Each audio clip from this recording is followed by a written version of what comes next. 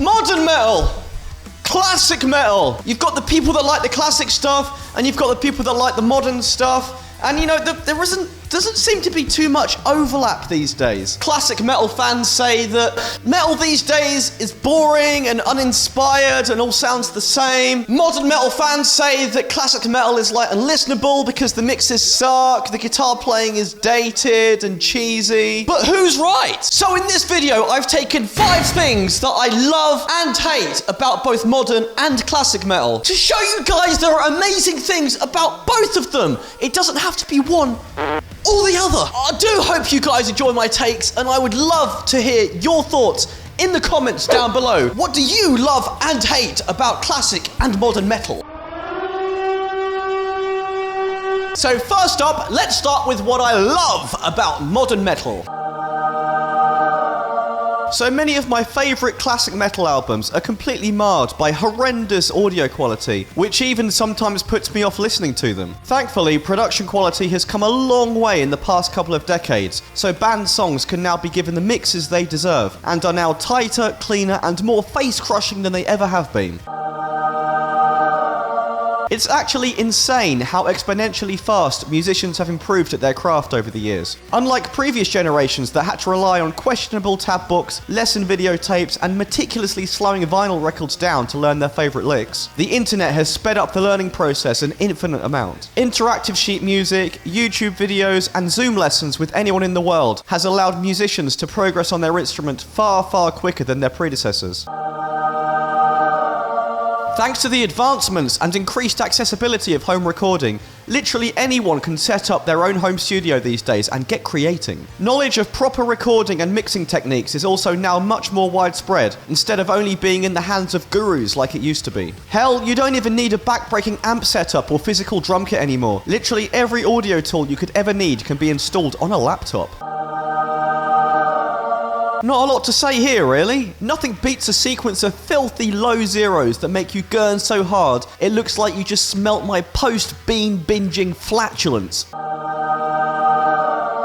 In my opinion, one of the more interesting developments of modern metal is the trend of bands not being interested in being defined by a single genre. Artists such as Sleep Token, Poppy, Falling in Reverse, Avenged Sevenfold, and Polyphia have all achieved significant popularity with incredibly adventurous, genre-bending sounds, which would have been relegated to relative obscurity if they came out in previous decades. This is inspiring to me as it shows that, contrary to what many rock and metal fans might think, artists are still hungry to innovate and do something fresh. And now, what I dislike about modern metal.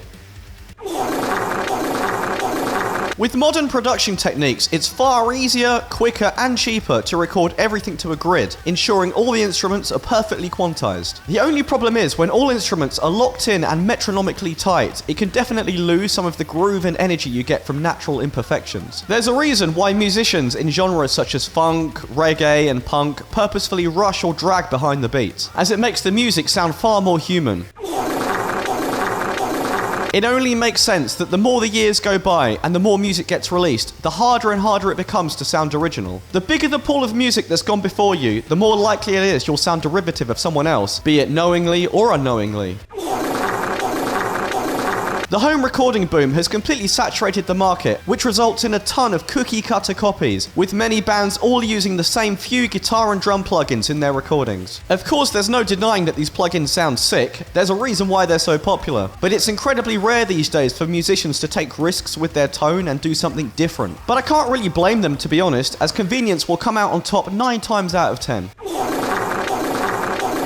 For all the amazing progress and advancements that modern metal has made, it's unfortunate that the art of songwriting has somewhat been left on the wayside. Exciting chord progressions, tasty hooks, and cohesive structures are often left on the wayside in favour of needlessly complicated riffs, predictable bargain bin melodies, and wanky bloated song structures. This is probably my biggest gripe with a lot of modern metal. There's just not a lot of fun left. Maybe it's a result of the times we live in, but metal is so damn miserable and unself-aware these days, it's almost laughable. It's interesting to me that metal has sort of followed the trend of contemporary pop music, where it's more about vibes and mood and less about melody and songs. Classic metal! What do I love about it?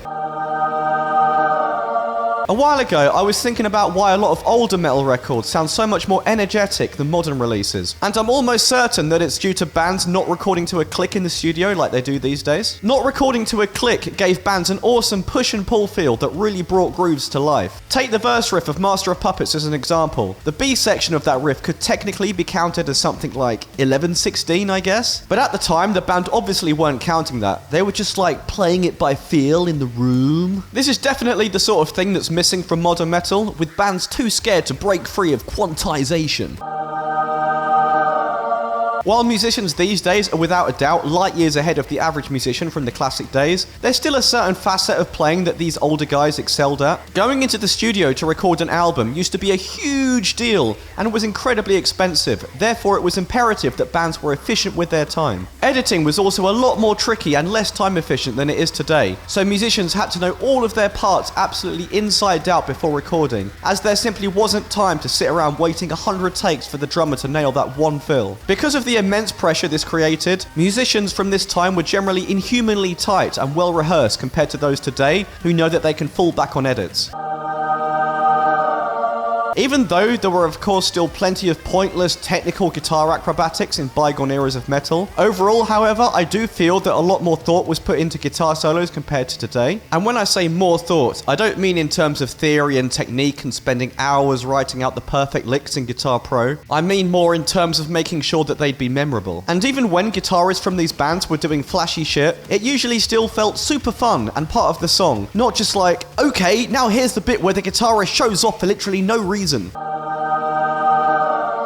Whether you like them or not, the larger-than-life rock star personalities of the past will be passed on into legend and remembered for years to come. Regardless of your opinions on people like Ozzy Osbourne, Dave Mustaine, or Ritchie Blackmore, you can't deny that they have some super entertaining stories from their debauched past. And even though I personally prefer the fact that most musicians are way more grounded and sensible these days, I do admit that it's a shame that the rock and metal world doesn't really have many of these ridiculous kind of characters anymore. Do you think that the enormous success of Metallica's Black Album or Slayer's Reign in Blood were entirely due to the bands themselves? Of course not. It was nearly wholly down to the world-class producers they collaborated with. A producer's job is to take the band's songs and shape them to their full potential, helping the band incorporate additional ideas and sounds that they wouldn't otherwise have thought of. With a lot of modern bands choosing to self-produce due to the comparative ease of recording these days, I feel like many albums and songs don't get realized to their full potential. I know it sounds harsh, but there's very few bands throughout history who were talented enough to become massively successful entirely off their own backs. Collaboration is an incredibly crucial aspect of creativity, and it's not something that bands should shun. And now, what I dislike about classic metal.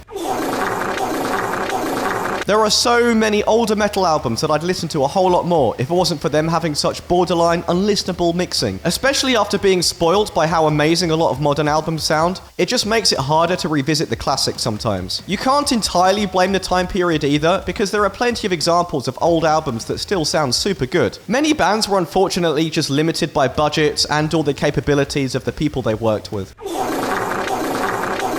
This is probably going to be a personal taste thing, but man, I just can't get behind the aesthetics of a lot of old metal bands. A lot of the pre-mid-90s stuff is just too much for me.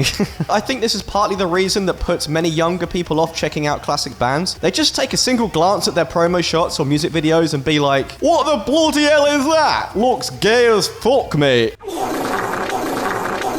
Back in the classic days of metal, the music industry was a far different beast to what it is now. If you wanted to make it as a band, then you pretty much had no choice but to sign to a label and submit to whatever dubious terms they offered you. Because of this, it was pretty commonplace for bands to end up locked into horrible deals and often ended up losing most or all of their revenue. As an example, at the start of their career, Children of Bodom had to go as far as faking a breakup and changing their name just so they could void their original contract. Younger fans who are used to the more refined style of contemporary guitar playing are likely to find the older styles used by classic bands a bit underwhelming and dated. Boomer bands. Like I mentioned earlier, this point is definitely a double-edged sword. Even though it can be fun hearing stories about rock star antics of the past, there's no escaping the fact that a lot of these personalities were extremely unlikable, detestable individuals. I'm pretty glad that the music industry has mellowed out considerably in recent decades, as it's not healthy for young musicians to have such narcissistic, overly debauched, unwholesome rapscallions as idols. So what do you think? Agree? Disagree? Let me know right now in the comments. If you do enjoy the ridiculous shenanigans that occur on this here channel, then please do consider subscribing and hitting that notification bell. It is by far the biggest way you can support me, and it's absolutely free. Thank you very much, guys, and I shall see you again very soon.